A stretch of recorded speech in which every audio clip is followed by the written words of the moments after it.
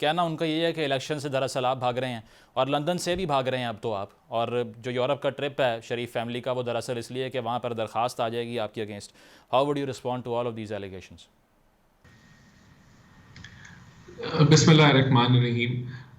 देखिए, मैं क्या इसको ऊपर रिस्पॉन्ड करूं। वो हॉलिडे पे जा रहे हैं मियाँ साहब जो हैं, और वो 10 दिनों बाद जब वापस आ जाएंगे तो तब आलिया साहिबा को दोबारा बुला लीजिएगा कि वो कहाँ से भागे थे और क्यों भागे थे और क्या हो रहा था। और वो जो बोगस जो बंदा जिसको लेके आए थे उसके खिलाफ मैं तो समझता हूँ कि वो इतना बोगस है कि उसके ऊपर मैं क्या कमेंट करूँ। इनका प्रोपोगंडा मशीन जो है वो बंदा सर पकड़ के बैठ जाए कि क्या क्या किस किस किस्म के ये ड्रामे करते हैं और किस किस किस्म के ये तमाशे लगाते हैं। और फिर जब झूठे साबित हो जाते हैं तो फिर मुकर जाते हैं कि ये तो ऐसी बात ही नहीं। अभी ये आलमी साजिश की जो बात कर रही थी, इन्होंने क्या कहा? इन्होंने इनको पहले तो सवाल ये पूछना चाहिए कि मुझे बताएं, इमरान खान साहब जर्मन में तकरीरें करते हैं या फारसी में तकरीरें कर रहे होते हैं जो लोगों को समझ नहीं आती? इमरान खान साहब ने अंग्रेजी उर्दू में ही बातें की है ना, तो जी। अंग्रेजी उर्दू में उन्होंने क्या कहा है?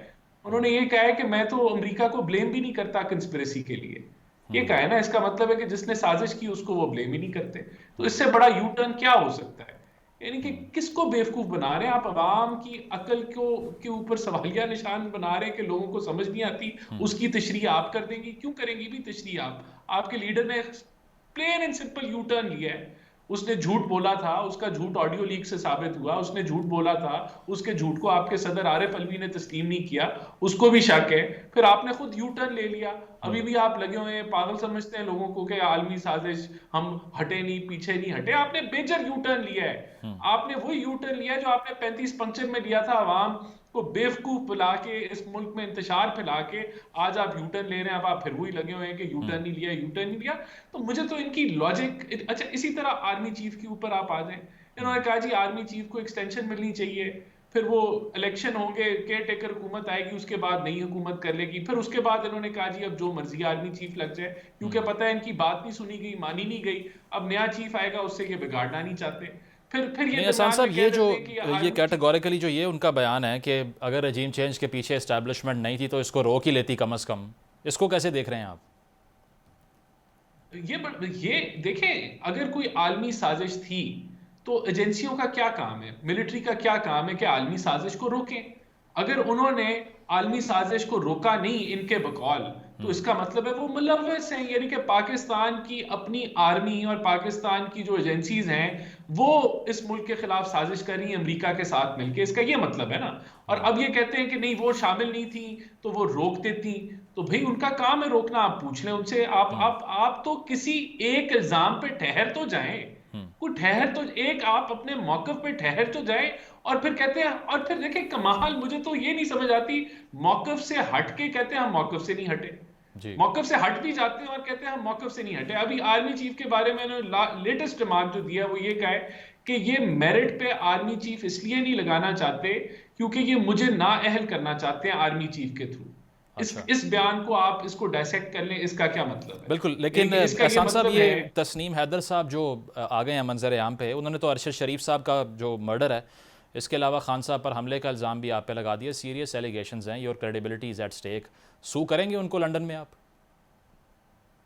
मेरे ख्याल से ऑलरेडी पुलिस रिपोर्ट भी उनके खिलाफ जो है वो दर्ज हो चुकी है। और उनको उनके ऊपर पुलिस की कार्रवाई के लिए रिक्वेस्ट की गई है लंदन के अंदर ऑलरेडी, जहां तक मुझे पता है। लेकिन ये इतनी बोगस ये बात है कि मियां नवाज शरीफ जो है वो मर्डर प्लान कर रहे थे और उन्होंने हर चौथे औथे गैरे को बुलाया हुआ था मीटिंग में, और उसमें ओपन डिस्कशन हो रही थी कि हम इमरान खान को भी ऐसे कर देंगे और अरशद शरीफ को भी ऐसे कर नहीं, वो देंगे। कहते हैं मैं नून यानी लीग का कि हिस्सा ये हूँ।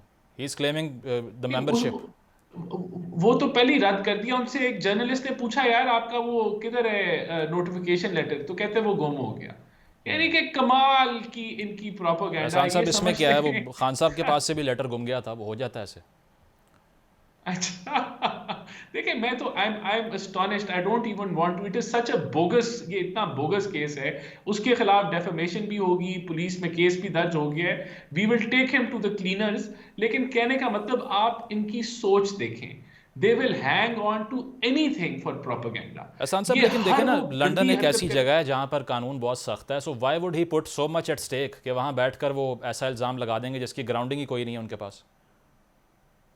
तो उसका वो रिजल्ट अब भुगतेगा ना, जो उसने वो लगाया है वो हम्म, उसका रिजल्ट बेहतरीन तरीके से भुगतेगा। लेकिन अब इनको बेवकूफ मिल गया है जिसको इन्होंने इस्तेमाल कर लिया है सियासी तौर पे, उसकी सही, जरूर चीखें निकलेंगी ठीक है। लंदन में कानूनी तौर पे। हम्म, लेकिन मेरा सवाल यहाँ देखे चले, अगर हम उसको डिस्कस कर ही रहे हैं तो इसको फर्दर कर लेते हैं। हम्म, मुझे बताएं, कोई मर्डर प्लान कर रहा होगा और हम्म, वो इन लोगों को बुला के जो है वो प्लान करेगा, 25 लोगों को मीटिंग बुलाएगा उसके ऊपर कि हम्म, जी आए हम ये इसके ऊपर प्लानिंग करें, आपका ये रोल होगा, आपका वो रोल होगा, ऐसे यानी कि कोई कोई कोई लॉजिक की बात हम्म, करें जो लोगों को हजम हो, समझ आए कि वो बंदा जिसको कोई जानता ही नहीं है पीएमएलएन के अंदर, उसको उस मीटिंग में बुलाया गया कि आओ भाई मीटिंग का हिस्सा बनो, हम मर्डर प्लान कर रहे हैं। तो ये चीजें, दिस इज, मैं वो कह रहा हूं कि इनकी सियासत इस हद तक गिर गई है कि ये इस हद तक आ गए कि लोगों को फेक बयानियां एक दिन गुजारने के लिए, दो सही, दिन गुजारने के लिए, सोशल मीडिया पे प्रोपेगेंडा अलाइव करने के लिए ये इस तरह की छोटी हरकतें करते ठीक है, हैं। पॉइंट आ गया तो आपका।